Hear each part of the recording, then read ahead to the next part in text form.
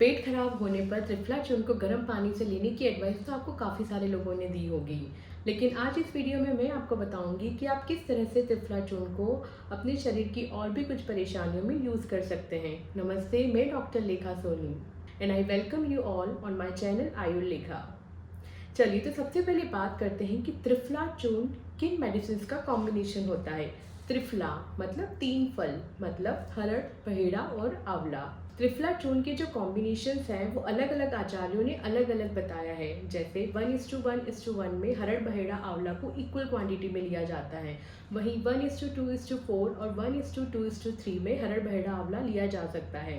अभी तक की रिसर्च बताती है कि अगर आप हरड़, बहेड़ा, आंवला को 1:2:4 की फॉर्म में लेते हैं तो वह बहुत ज़्यादा बेनिफिट्स आपके शरीर को देता है। चलिए तो अब बात करते हैं कि त्रिफला चूर्ण को आप किस तरह से अपने शरीर में अलग अलग परेशानियों में यूज़ कर सकते हैं।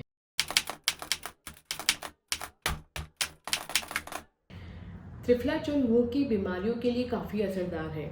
इसके अंदर आप 1 गिलास पानी के अंदर 2 चम्मच त्रिफला चूर्ण को डालकर तब तक उबालें जब तक कि वह 1 कप नहीं बच जाता, और फिर इसी पानी से अगर आप कुल्ले करते हैं या फिर गंडूज धारण करते हैं जिसके अंदर आपको अपना मुंह बंद करना है और मुंह फुलाकर रखना है जब तक कि आपकी आंखों में आंसू नहीं आ जाते।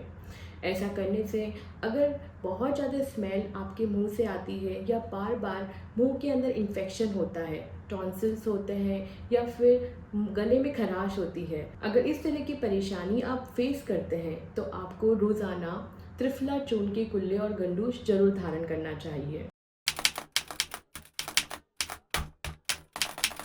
त्रिफला चूर्ण को आँखों के लिए काफ़ी फायदेमंद बताया गया है।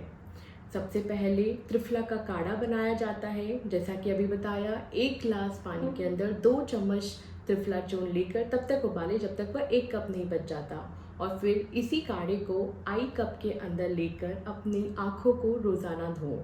ऐसा करने से अगर आपकी आंखें बहुत ज़्यादा रेड हो जाती है या बहुत ज़्यादा बर्निंग सेंसेशन होते हैं तो काफ़ी हद तक आपकी यह परेशानी ठीक हो सकती है। तो त्रिफला चूर्ण को एक्सटर्नली आप काढ़े की फॉर्म में यूज़ कर सकते हैं, लेकिन त्रिफला चूर्ण इंटरनली भी आप ले सकते हैं। अगर इंटरनली मतलब अगर आप 1 चम्मच त्रिफला चूर्ण, 1 चम्मच शहद और आधा चम्मच घी को रोज़ाना लेते हैं तो आपकी आंखों की रोशनी बढ़ती है और हमेशा आपकी आंखें हेल्दी रहेगी। पंचकर्मा की एक प्रोसीजर होती है अक्षी तर्पण, जिसके अंदर मेडिकेटेड त्रिफला घृत को यूज़ किया जाता है आँखों की सिकाई के लिए। अगर आप रेगुलर बेसिस पे अक्षी तर्पण करवाते हैं तो आजकल जो कम एज में चश्मे लग रहे हैं वो वाली परेशानी परमानेंटली क्योर हो सकती है। तो त्रिफला चूर्ण के यूज़ से आप अपनी ओरल हेल्थ को मेंटेन कर सकते हो और अपनी आँखों की रोशनी को भी बनाए रख सकते हो। त्रिफला चूर्ण का स्किन डिसऑर्डर जैसे एक्ने, पिंपल्स, एक्जिमा, सोराइसिस, बहुत ज़्यादा पसीना आना या बहुत बड़ा घाव होना, इन सब परेशानियों में काफ़ी इफेक्टिव होता है।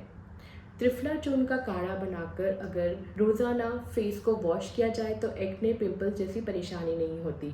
एक्जिमा और सोराइसिस जिन्हें होता है उनके ऊपर त्रिफला चूर्ण के काढ़े की धारा गिराई जाती है। ऐसे में जो भी एक्जिमा या सोराइसिस है वो काफ़ी कम होने लगता है। एक्ने और पिंपल के लिए त्रिफला चूर्ण, हल्दी और नीम पाउडर का लेप लगाकर लगाया जाता है, जिससे यह परेशानी धीरे धीरे कम होने लगती है। आपको यह जानकर हैरानी होगी कि हमारे जो आचार्य हैं उन्होंने त्रिफला चूर्ण को अलग अलग सीजन के अंदर अलग अलग मेडिसिन के साथ लेने के लिए कहा है।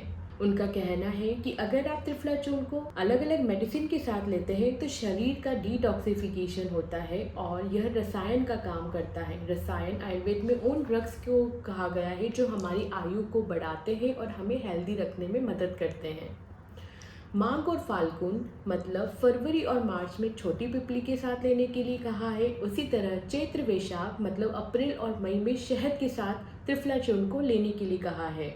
जून जुलाई में गुड़ के साथ, अगस्त सितंबर में सेंधा नमक के साथ, और वहीं अक्टूबर नवंबर में चीनी और शक्कर के साथ त्रिफला चूर्ण को लेना चाहिए। दिसंबर जनवरी में सोंठ के चूर्ण के साथ अगर कोई त्रिफला चूर्ण को लेता है तो वह उसके शरीर के अंदर रसायन का काम करेगा। त्रिफला चूर्ण सफ़ेद पानी यानी कि वाइट डिस्चार्ज को ठीक करता है। आजकल सफ़ेद पानी की परेशानी बहुत ज़्यादा लड़कियों को फेस करनी पड़ती है।